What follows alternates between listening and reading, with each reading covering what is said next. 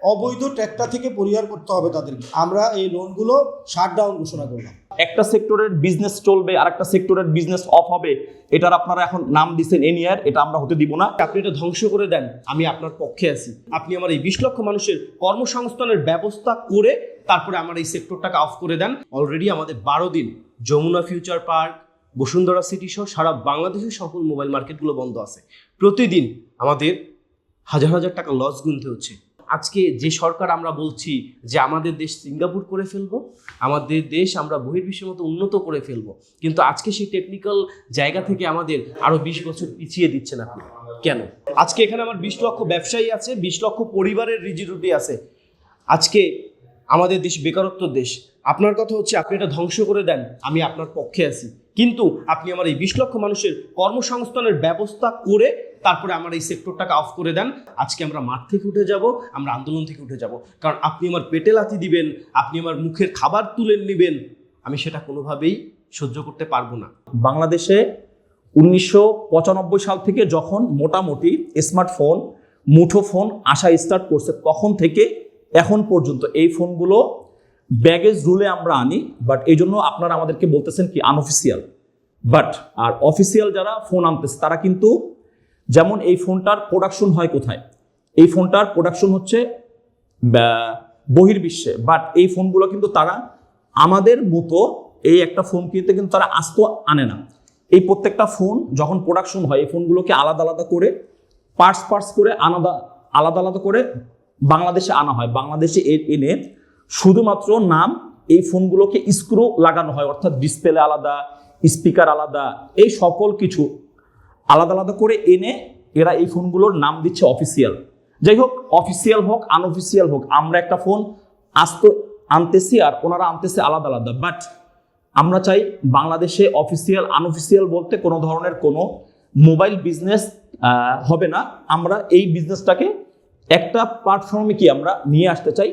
এনিয়ার মানে হচ্ছে অফিসিয়ালরা এই দেশে বিজনেস করবে, আর অফিসিয়ালরা কি আইটেমের ফোন সেল করতেছে, কোন মানের কোন প্রসেসরের ফোন তারা আসলে সেল করতেছে, এটা সম্বন্ধে আমরা সকলেই অবগত আছি। আর এনিয়ার অবশ্যই এটার পক্ষে আমরা আছি, আমরা আগেও ছিলাম। তবে আমাদের এখানে কিছু কথা আছে, যেটা হচ্ছে আমাদের এই বিজনেসটার মধ্যে যারা হস্তক্ষেপ করতে চাচ্ছে এদেরকে এখানে কোনোভাবে আমরা ইনভলভ হতে দিব না, যেহেতু এই বাংলাদেশের স্মার্টফোন বিজনেসটা আমরা সুন্দরভাবে করে সাজিয়ে গুছিয়ে আজকে এখানে নিয়ে আসছি। আপনারা এনিয়ার বাস্তবায়ন করেন, সেটাকে 100% সঠিকভাবে, যেটা কাস্টমার বান্ধব হবে, ব্যবসায়ী বান্ধব হবে। কিন্তু আপনারা একটা সেক্টরের বিজনেস চলবে আর একটা সেক্টরের বিজনেস অফ হবে, এটার আপনারা এখন নাম দিচ্ছেন এনিয়ার, এটা আমরা হতে দিব না। তৈয়ব সাহেব উনি একটা প্রেস ব্রিফিংয়ে বলেছিল যে অবৈধ ব্যবসায়ীরা বৈধ লাইসেন্স চায়। এটা খুবই হাস্যকর কথাটা। দেখেন উনি কাকে অবৈধ বলতেছে, কারা অবৈধ, একটা কথাই কিন্তু আসলে এটা সুরা হয়ে যায়। দেখেন বাংলাদেশে আমরা যারা ব্যবসা করি, আপনারা হয়তো জানেন, ব্যবসায়ীদেরকে দেখে কখনো কোনো ব্যাংক আসলে ফান্ডিং করে না। যদি কোনো ব্যাংক ফান্ড করে বা লোন করে, সেটা হচ্ছে প্রতিষ্ঠান এবং তার প্রোডাক্ট। এখন আমাদের এটা যদি উনি আমাদেরকে বলে যে অবৈধ বা ইলিগেল, উনি কিসের ভিত্তিতে কথাটা বলে? আমাদেরকে ব্যাংক আমাদের এই সেক্টরে না হলো 12 থেকে 15,000 কোটি টাকা আমাদের এখানে লোন দেওয়া আছে, সেটা কি কোনো অবৈধ ব্যবসায়ীদেরকে কি কোনো ব্যাংক লোন দিবে? তাহলে আমি বলবো সবার আগে আপনারা ব্যাংকগুলোকে জাজমেন্ট করেন যে কেন আপনারা এই সেক্টরে লোন দিলেন, একটা অবৈধ সেক্টরে আপনারা লোন দিলেন।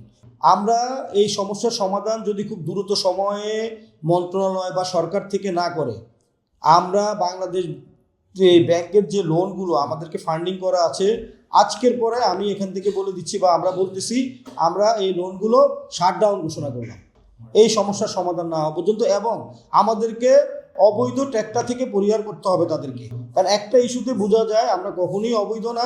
এই ধরনের কথাবার্তা কোনো মন্ত্রণালয় সরকার থেকে যেন আমাদেরকে না বলা হয়।